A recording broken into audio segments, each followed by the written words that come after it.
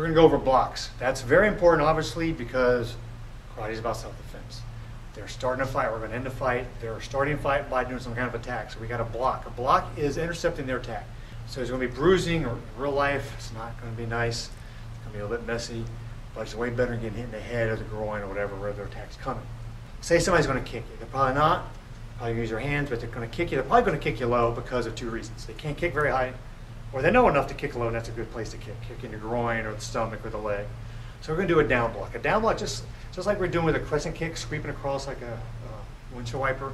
We're going to clear everything out of the way this way. So if somebody's coming in a kick, I'm going to be swinging a down block like this, coming from there, like we're grabbing our ear and trying to throw our ear down. It'll be from here, swinging across, and goes just past our knee and above a knee. Don't need to block way out here. You want to block pretty much your cutout outline. That's where you want to block. If somebody's doing something over here, that's fine. Do a down block like this, it's coming down by the knee. So that's what's going to be doing. It's just knocking anything coming in here, kick, and knocking that leg that way. Okay, so that's a down block against a low attack, most likely against a kick. Okay, most attacks are going to be with the bad guy's hands coming at you. They raise their hands, they're pretty much right here. So most of the other blocks we're going to do are going to be covering this area here. A high block is just generic, all-purpose, go-to kind of block for any kind of hand strike coming in, a grab or something coming down, a weapon, somebody trying to hit you with something. It's coming up like this, it's going to be like half of a rooftop, and have that angle, and over enough. If it's straight like this, you're going to get hit in the head. If it's not high enough, you're going to get a hit. If it's too far over this way, you're going to get hit. So it needs to cover this area at an angle with the outside of the forearm. Yes, you're going to be making contact there. Somebody's trying to hit you with a bat or something like that, but that's better than getting hit in the head. You could have, it depends upon your body position, what kind of block you're going to use. Say I was turned this way and was doing something with my hand. Somebody attacks there. I'm not going to have to turn and do a high block. I can just do an inside block, which looks like you're showing your muscle off to somebody. That's how you can remember it. Fist is up. I'm using this part of my forearm. That's my inside of my forearm. That's why it's called that. An inside block comes across like that. Top of the hand should be right about where your eyes are. It's going to knock the attack that way. Opposite of inside is outside, so that's going to be this way. So say I was scratching my head or something and somebody came and swung on me, I can just block that way with the outside of my forearm, therefore it's an outside block, and knock it like that. Inside block, outside block. At the down block, we got the high block. Other kind of blocks real quickly, outer forearm block, coming across, same kind of position you might use a high block, but say they're coming in this way with a strike, and you knock it out like that. That's an outer forearm block. And there's knife versions, outer knife hand block. You got the fighting stance block, which is just coming out like that. You got the double knife hand block, which is a version of that where the hand's open. Our use for that would be, it gives you a little bit extra reach on the block, and it's a little bit tighter. It could be like a strike, you'd be breaking a bone, and you could grab somebody, block and grab them. You have a heel palm block. The bad part about this is you only have about that much to block with instead of the whole forearm. But it's very powerful. So say somebody was coming in to swing at me, say my hand's going the other way, it's a heel palm block like that, striking and pushing off. Okay, you can have your fingers like that or open, but you're not going to use your fingers, you want to use the palm. It's a heel palm block, so it could be a heel palm strike. You have X block, which is a good catch-all for kicks and things coming down on you. Somebody's kicking, I could do an X block down like that, catch their foot.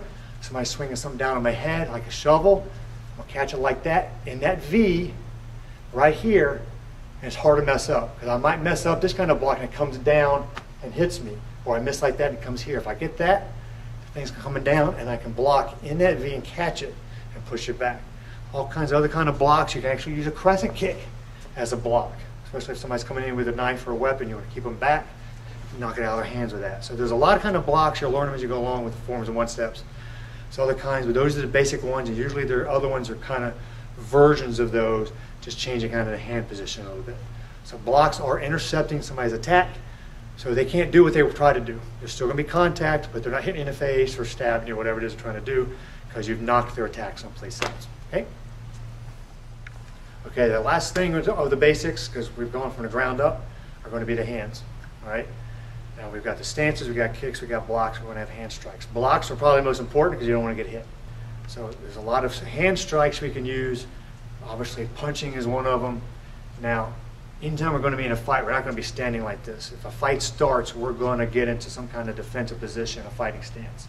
You're going to have a front hand and a back hand. Front hand punching is a jab. Now to make a fist, a lot of people, little kids come in and make fists like this, or women have their hands out like that, or the wrist bent. A fist is going to be, this is going to be straight level here. That looks like it's curved. That needs to be straight level. Get those knuckles out. Those main two knuckles are going to be out, right? Some styles punch like that, that's fine, okay? To do this, you're getting a little bit of torque, a little twist motion in there, gives a little bit more power. Hit with those. Whatever's out furthest is going to hit first, and that's going to hurt. You want to hit with that. Having said that, in real life, heel palms, which we're going to talk about in a minute, are almost just as good, especially for kids, little girls and women. Not going to hurt your hand so much. It's the only time we're going to bend our wrist in martial arts is for this. Front hand is punching out as a jab, usually setting up a cross punch. A cross punch, or some people call it reverse punch, is the backhand. It's usually more powerful because it's got some time and some distance to go, okay? So it's a jab and a cross punch. That's going to be strongest thing of the punches. Versions of those, going from punching to open up the hand, is a heel palm. Hitting, not using the fingers because you don't want to bend them back. You use the heel palm right there, especially the bottom part there. Heel palm, front hand, and the back hand. Especially if you're going to do to the head, because that's pretty hard. You could do a heel palm. It's not going to hurt bad guys much. Hurt you a lot less because you're not hitting your knuckles. Okay. So you have knife hands. A lot of people call it the old karate chop. It's a knife hand because it looks like a knife blade. Using the pinky side, the outside edge of the hand, not the fingers if you can help it. You're going to use the bone right here, and you can use that. A good use for that is, say somebody comes up and grabs me like that. I can't punch him with that hand, but I can knife hand him because I'm already loaded and in the position to do that. Other version, the corollary to that is a ridge hand, which is the thumb side, and you're going to have the thumb in. Don't have it out. Have it in. Roll it in because you want to use that outside edge of the palm, the hand part right there, that disc, and you're going to hit with that part. You come in like that. So say somebody grabs me like this, I can't punch them, but I could ridge hand them like that. Okay, and I can knock them out like that, or hit them in a temple or a neck. You got back fists, which is kind of a version of a knife hand. So somebody grabbed me here, I could back fist and still using his knuckles, just coming around and whipping out like a ball and chain and hitting with his knuckles like that. You got bottom fists or hammer fists, which you could be hitting like that with the softer part of the hand. You have elbows. These are the good old baseball bats everybody walks around with. They don't think they have. Elbows are very useful. I can hit this way, I can hit this way, I can hit up like that. And you can just imagine the damage that can do.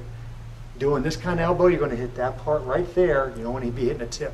If I'm hitting back like this, somebody comes up and attacks me this way, I'm going to use this part right here instead of that part, the tricep part, and strike in like that. And a lot of our loading for different things, like a loading for a knife hand's got an elbow there anyway, so if they come in too fast, I can hit them with that. Just like we have knees, which I didn't talk about on the kicking. Knees are clubs we can be using, and elbows are too. Other kind of versions, you got spear fingers to eyes, spear hands to solar plexus, the groin, things like that. But think about all those weapons, all those kicks, and we only went over a few of them, and all these hand strikes and arm techniques we have. All those weapons we have that we can draw upon if we need them. Most likely, not always, most likely the attacker, the bully in school, the criminal that's at the 7-Eleven or whatever, they're going to be grabbing or hitting. That's probably what they're going to be doing, or they're going to have some kind of weapon. They're not going to know all these other kind of things that we're going to have. So we're going to have all these weapons because they're going to be meaner, and maybe tougher, and probably bigger than you. So you're going to need to have all these extra weapons. Thanks.